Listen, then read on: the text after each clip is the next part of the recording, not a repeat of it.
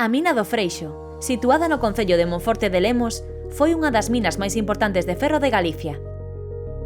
Traballadas dende antes do século XV, a súa explotación industrial desenvolveuse no século XX ata 1959, onde chegaron a traballar 300 empregados.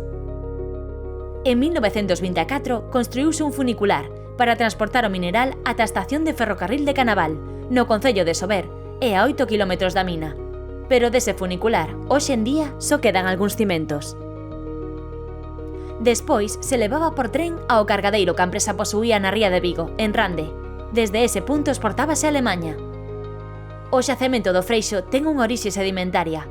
Fai 460 millóns de anos, nun mar pouco profundo, depositouse carbonato de ferro, que se transformou en magnetita, o mineral de óxido de ferro que se explotou, pola chega de calor e presión nun proceso xeolóxico de eroxenia, de formación de montañas.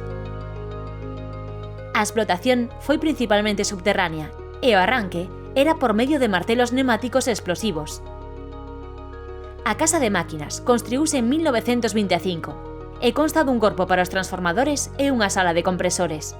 Ademais, presérvanse as instalacións do antigo almacén e oficinas.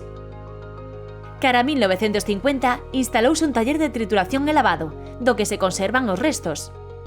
Neste punto se trituraba e lavaba o mineral antes de cargalo ao tranvía aéreo. Existiron varios pozos bocaminas e galerías, pero están pechadas por risco de accidentes.